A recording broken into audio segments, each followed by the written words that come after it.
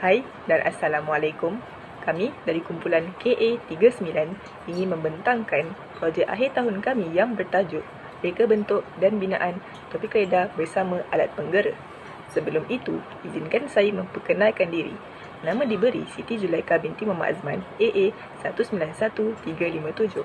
Seterusnya, rakan saya Nurin Kashina binti Syarif, AA 191649 dan Nurul Maisarah binti Jamil, serta tidak lupa juga kepada penyelia kami iaitu Dr. Khairi bin Supar. Assalamualaikum, saya Maisarah. Di sini kami akan membentangkan pengenalan untuk projek yang sedang kami jalankan ini. Projek ini adalah bertujuan untuk meningkatkan keberkesanan penggunaan topi keleda. Sistem alam adalah sistem yang telah kami pilih dalam projek ini atau dikenali sebagai sistem penggera. Hal ini kerana sistem penggera adalah penggunaan yang sering dipakai untuk sistem keselamatan di Malaysia. Selain itu, projek ini juga adalah untuk mengkaji faktor-faktor yang berkaitan dengan ketidakpatuhan penggunaan helmet keselamatan di kalangan masyarakat di negara ini. Seterusnya, untuk memastikan projek ini mematuhi standard mandatory yang telah ditetapkan oleh pihak Jabatan Pengangkutan Jalan. Assalamualaikum warahmatullahi wabarakatuh. Saya Nurin Kashina binti Syarif. Sekarang saya akan menerangkan tentang penyataan masalah projek kami. Pertama sekali, ramai penunggang motosikal memandang remeh tentang pemakaian topi keleda.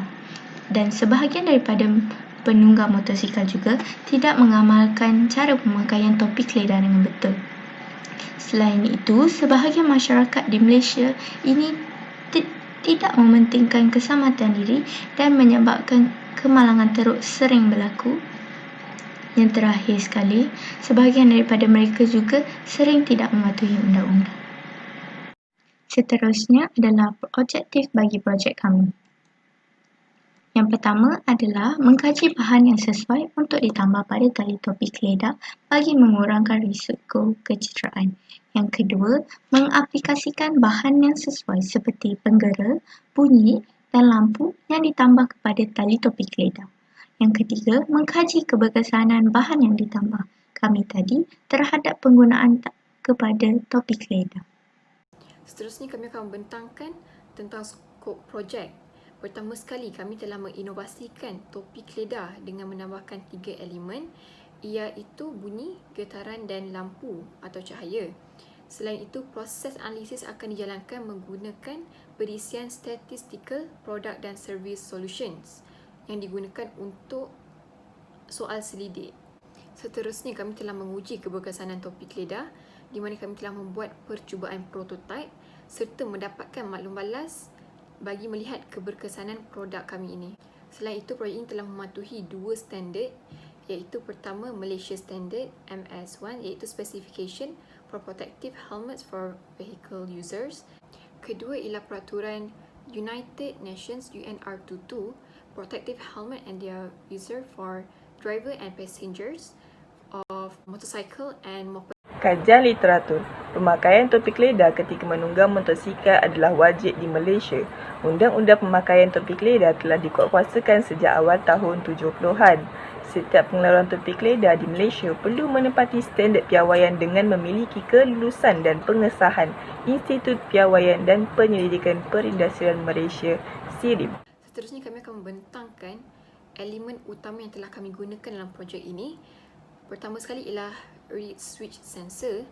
Hal ini kerana sensor ini adalah alat yang dapat mengesan kehadiran magnet berdasarkan kutub magnet tanpa sentuhan.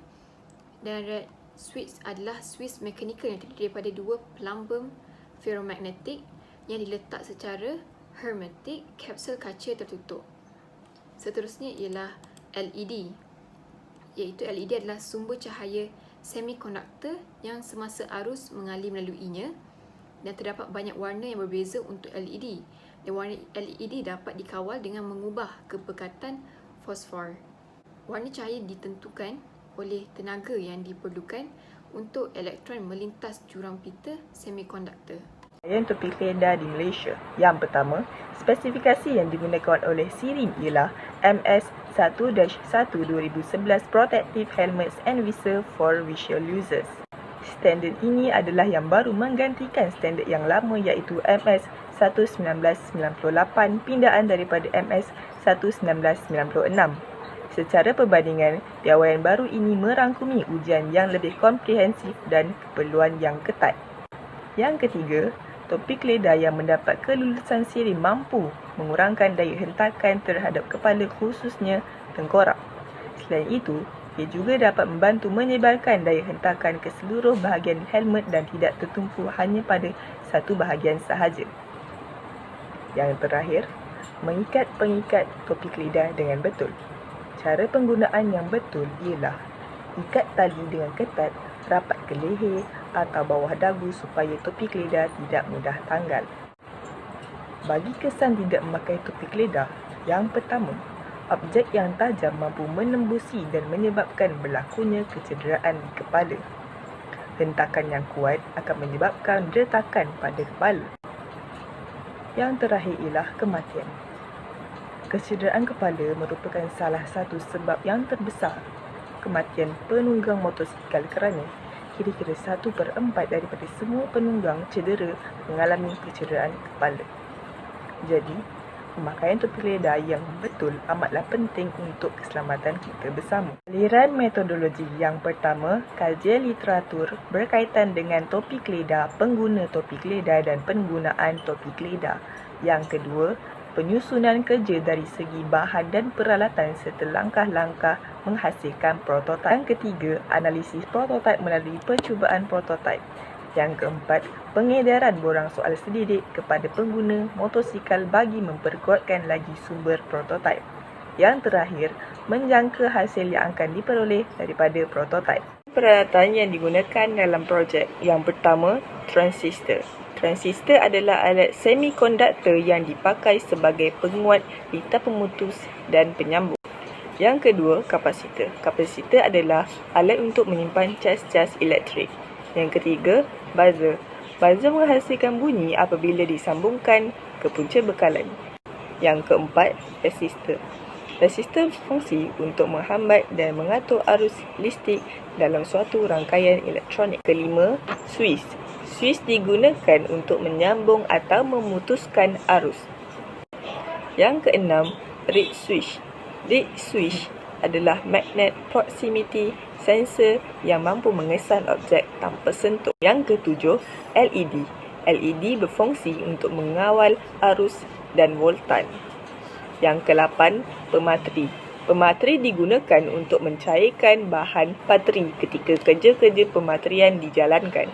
Yang ke-9, papan litar. Papan litar untuk menyambung pola konduktif komponen elektronik. Magnet mengeluarkan medan magnet. Dan yang terakhir, bateri yang menyimpan tenaga kimia. Seterusnya kami akan membentangkan percubaan prototipe di mana sensor red switch adalah sensor yang memainkan peranan utama dalam projek ini dan ia mampu mengesan kehadiran magnet sejauh 2 cm di mana jika sensor tidak dapat mengesan kehadiran magnet dalam jarak sejauh 2 cm, penggera akan mengeluarkan bunyi daripada buzzer dan cahaya daripada LED. Manakala jika kehadiran magnet telah pun ada dalam jarak 2 cm, penggera akan berada dalam keadaan tidak aktif dan tidak mengeluarkan bunyi dan cahaya. Sistem ini merangkumi 2 bahagian. Bahagian pertama ialah semua komponen dan sensor pada penggera, manakala yang kedua ialah magnet secara individual. Tujuan percubaan prototipe ini adalah untuk menguji kemampuan kedua-dua bahagian ini bekerjasama. Di sini kami akan membentangkan beberapa video percubaan prototipe yang telah kami lakukan.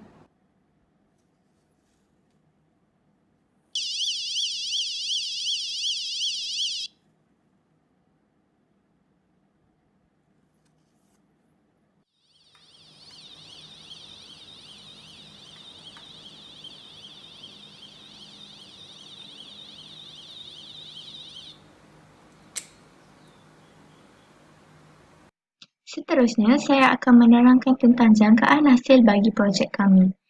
Alat penggera yang kami cipta ini akan terus berbunyi jika pengguna tidak memasang tali topi keledar dengan betul dan ini akan memberi tekanan kepada pengguna. Jika pengguna berasa tertekan, pengguna akan rasa terpaksa untuk memakai tali topi keledar tersebut. dan ini dapat dikaitkan dengan impak kepada pengguna topi keledar.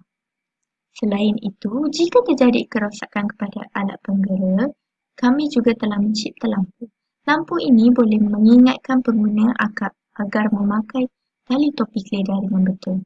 Dan lampu ini juga boleh memberi perhatian kepada orang lain, terutama pihak polis yang sedang melakukan sekatan jalan. Kesimpulannya, perubahan kepada sifat manusia sangat sukar untuk diubah oleh orang lain jika diri sendiri tidak berusaha ke arah itu. Oleh itu, elemen yang kami tambah kepada tali topi keledar ini telah memaksa untuk pengguna menggunakannya. Perkara ini akan menjadi kebiasaan kepada diri mereka untuk memakai tali topi keledar tersebut.